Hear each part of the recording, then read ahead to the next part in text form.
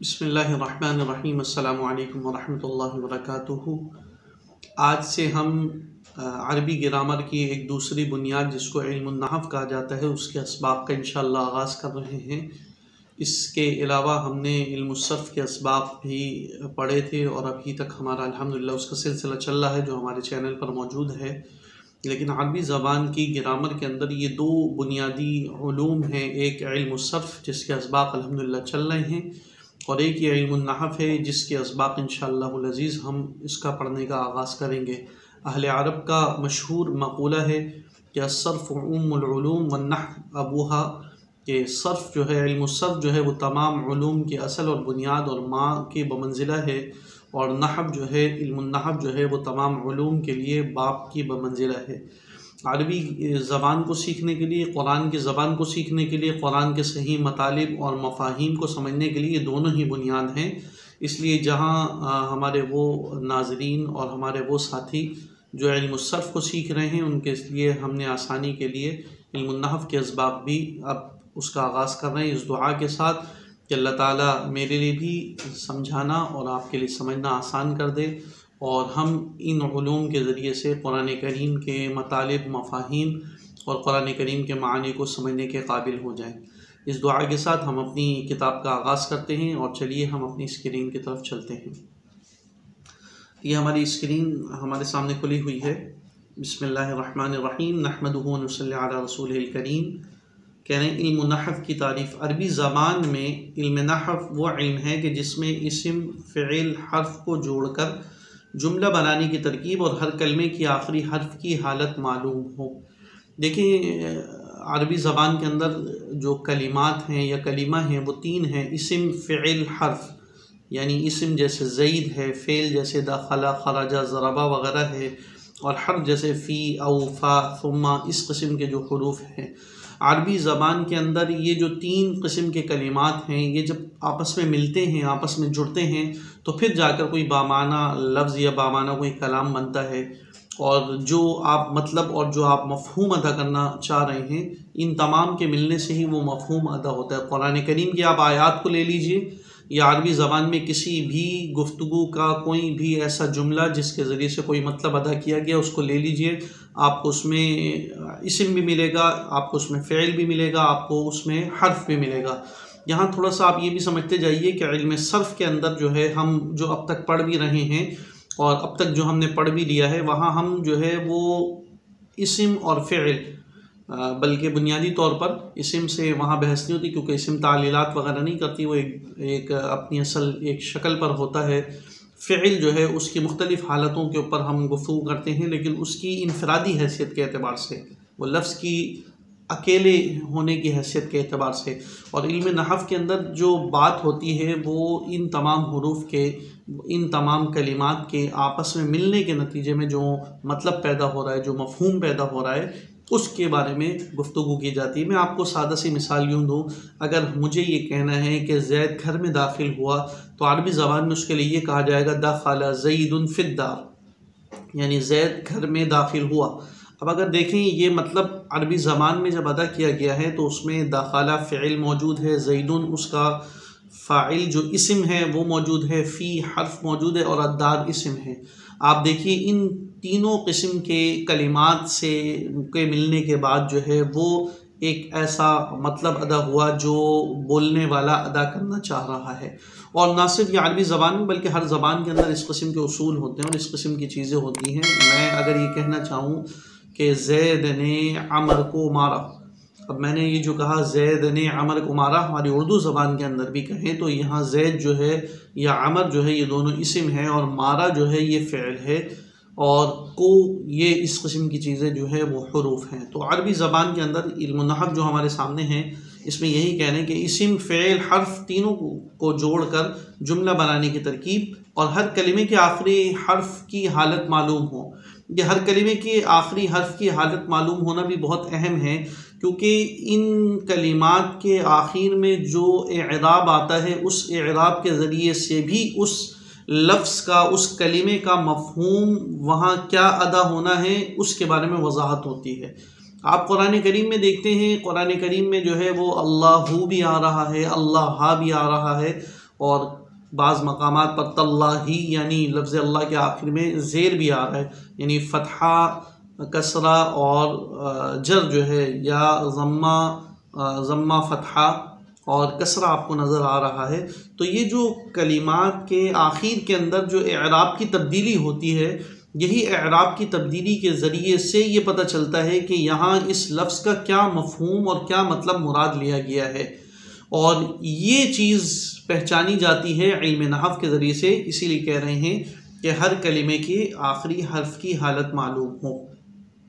فرمانے فائدہ اس علم کا یہ ہے کہ انسان عربی زبان بولنے اور لکھنے میں ہر قسم کی غلطی سے محفوظ رہے۔ مثلا زید، دار، داخل، فی، یہ 4 کلمے ہیں۔ اب ان چاروں کو ملا کر ایک جملہ بنانا اور اس کو صحیح طور پر ادا کرنا، یہ علم نحو سے سیکھتے ہیں، اور انشاءاللہ بہت آسان ہے، ہم آگے انشاءاللہ اس کو سیکھ بھی لیں گے۔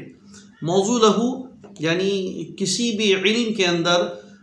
جن چیزوں کے بارے میں گفتگو کی جاتی ہے، کہ جس چیز کے ذاتی عوارضات کے بارے میں اس علم میں بحث کی جاتی ہے، اس چیز کو اس علم کا موضوع کہا جاتا ہے، موضوع لہو کہا جاتا ہے۔ تو یہاں علم نحو کا موضوع لہو جو ہے وہ کلمہ اور کلام ہے۔ کلمہ اسم، فعل، حرف کے متعلق بھی بات علم نحو میں آ جاتی ہے، حرف کی بحث بھی ہوتی ہے، اور کلام کہتے ہیں کہ جب 2 کلموں سے مل کر کوئی جملہ بنتا ہے تو اس کو کلام کہا جاتا ہے۔ تو پوری علم نحو کے اندر بحث یا تو کلمہ اس پہ ہوگی، اسم کے بارے میں تفصیلات آپ پڑھیں گے، فعل کے بارے میں پڑھیں گے، حرف کے بارے میں پڑھیں گے، اور اسی طرح آپ بحث پڑھیں گے کہ جب یہ آپس میں ملتے ہیں تو ملنے کے بعد کون سا مرکب ہے، یہ کون سا جملہ ہے۔ اس قسم کی تفصیلات علم نحو کے اندر ہم انشاءاللہ پڑھیں گے۔ ہماری فصل اول ہے کہنا کلمہ اور کلام، جو موضوع لہو ہے، جس کو ہمیں سب سے پہلے سمجھنا ہے، کیونکہ جب ہم اس کو سمجھیں گے تو پھر ہم آگے کی طرف بڑھ سکتے ہیں، اور ہم علم نحو میں انشاءاللہ اگلا قدم اور اگلی سیڑھی کی طرف آگے چل سکتے ہیں۔ تو کہہ رہے ہیں کہ جو بات آدمی کی زبان سے نکلے اس کو لفظ کہتے ہیں، اس کو لفظ کہتے ہیں۔ کوئی بھی لفظ نکلے، کوئی بھی بات نکلی، بعض اوقات ایسا بھی ہوتا ہے کہ وہ جو زبان سے لفظ نکلا ہے وہ بامعنی لفظ نکلتا ہے، جیسے عام طور پہ ہم گفتگو کر رہے ہیں، ابھی میں آپ کے سامنے درس دے رہا ہوں، آپ کے سامنے میں جو الفاظ کہہ رہا ہوں، میرا مقصد آپ کو سمجھانا ہے، اور وہ زبان سے جو الفاظ نکل رہے ہیں وہ الفاظ ایسے ہیں کہ جن کا ایک مطلب ہے، ان کا ایک مفہوم ہے۔ بعض اوقات ایسا بھی ہوتا ہے کہ کوئی ایسا لفظ بھی آپ کو سننے کو ملتا ہے کہ جس کے باقاعدہ کوئی مطلب اور معنی نہیں ہوتے، جیسے ہمارے یہاں کہہ دیتے ہیں کھانا وانا کھا لو، تو کھانا تو ایک ایسا لفظ ہے جس کا ایک مطلب ہے، معنی ہے، لیکن معنی ایسا کوئی بھی نہیں ہے۔ یا آپ نے کسی دیوانے، کسی پاگل کو دیکھا ہوگا، وہ بعض اوقات بیٹھا ہوا کچھ نہ کچھ بول رہا ہوتا ہے، بڑبڑا رہا ہوتا ہے، جس کو ہماری اردو میں ہم کہتے ہیں بڑبڑا رہا ہے، لیکن اس کا کوئی مطلب، اس کا کوئی مفہوم اور اس کی کوئی مراد نہیں ہوتی۔ تو کہہ رہے ہیں جو بات آدمی کی زبان سے نکلے اس کو لفظ کہتے ہیں، پھر لفظ اگر بامعنی ہے تو اس کا نام موضوع ہے، اور اگر بے معنی ہے، جس کا کوئی مطلب نہیں ہے، جس کا کوئی مفہوم نہیں ہے، تو کہہ رہے ہیں وہ مہمل ہے۔ عربی زبان میں لفظ موضوع کی 2 قسمیں ہیں، مفرد اور مرکب، یعنی وہ لفظ جس کا کوئی مطلب ہے، جس کا کوئی مفہوم ہے۔ اب وہ جو مفہوم ادا ہوا ہے، بعض اوقات وہ مفہوم ہوگا مفرد اور بعض اوقات وہ مفہوم ہوگا مرکب۔ جیسے میں آپ کو ایک سادہ سی مثال دوں، اگر میں کہہ رہا ہوں کھانا، تو یہ کھانا یہ ایک ایسا لفظ ہے جو میری زبان سے نکلا ہے، اس کا ایک مطلب بھی ہے، لیکن یہ مفرد ہے، تنہا ہے۔ لیکن اگر میں یوں کہوں میں نے کھانا کھا لیا، تو اب آپ دیکھیے کہ یہ کئی مفرد لفظ سے مل کر یہ ایک کلام بن گیا ہے۔ تو عربی زبان کے اندر جو لفظ زبان سے نکلے گا، لفظ موضوع نکلے گا، اس کی 2 قسمیں ہیں، ایک قسم ہے مفرد اور دوسری قسم ہے مرکب۔ تو 2 قسمیں ہیں، مفرد اور مرکب۔ کہہ رہے ہیں مفرد اس اکیلے لفظ کو کہتے ہیں جو ایک معنی بتائے، اور اس کو کلمہ بھی کہتے ہیں، جس کی میں نے ایک سادہ سی مثال، ایک سادہ سی ایگزامپل آپ کو دی ہے کہ ہمارے ہاں ہم کھانا بول دیں، ہمارے ہاں ہم بول دیں گھڑی بول دیں، ہم چارپائی بول دیں، ہم کرسی بول دیں، یہ جو ایک معنی بتانے والے الفاظ ہیں، عربی زبان کے اندر آپ اس کو کرسیٌ کہہ دیں، آپ عربی زبان کے اندر اس کو سیارتن کہہ دیں، آپ عربی زبان کے اندر اس کو طعامن کہہ دیں۔ اس قسم کے جو الفاظ ہیں کہ جو لفظ موضوع ہیں، زبان سے نکلے ہیں، اور زبان سے نکلنے کے بعد ایک معنی بتاتے ہیں، مہمل نہیں ہیں، لیکن وہ جو معنی بتا رہے ہیں وہ معنی مفرد ہے۔ تو کہہ رہے ہیں مفرد اس اکیلے لفظ کو کہتے ہیں جو ایک معنی بتائے اور اس کو کلمہ بھی کہتے ہیں۔ کلمے کی 3 قسمیں ہیں، اسم، فعل، حرف۔ اسم، فعل، حرف، یہ 3 قسمیں کلمے کی ہیں۔ کہہ رہے ہیں اسم وہ کلمہ ہیں جس کے معنی بغیر دوسرے کلمے کے ملائے معلوم ہو جائیں۔ دیکھیں آپ کو میں اس کی آسان مثال اپنی زبان میں یوں بتاؤں کہ میں اگر یہ کہوں کہ کھانا، تو یہ جو لفظ موضوع ہے ایک بامعنی لفظ ہے اور ایک اکیلے معنی کو بتا رہا ہے، تو اس کے جو اپنے ذاتی معنی ہیں وہ کسی بھی لفظ کے ملے بغیر پتہ چل جاتے ہیں۔ ہمیں پتہ چل گیا کہ کھانا میں نے کہا تو کوئی بھی یہ نہیں سمجھے گا کہ کھانا کے لفظ سے میں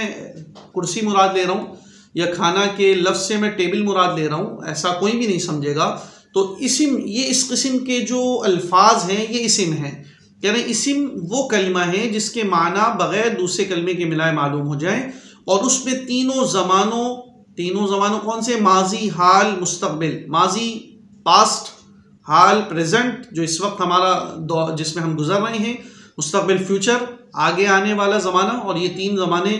میں سے کوئی زمانہ نہ پایا جائے۔ یہ جو شرط لگائی ہے کہ تینوں زمانوں میں سے کوئی زمانہ نہ پایا جائے، یہ اس لیے کہ لفظ موضوع جو ہے جو اپنا ایک مفہوم اور ایک اپنا مطلب ادا کر رہا ہے، اس میں بعض اوقات زمانہ بھی پایا جاتا ہے، اور زمانہ جب یہ پایا جاتا ہے تو یہ بن جاتے ہیں فعل۔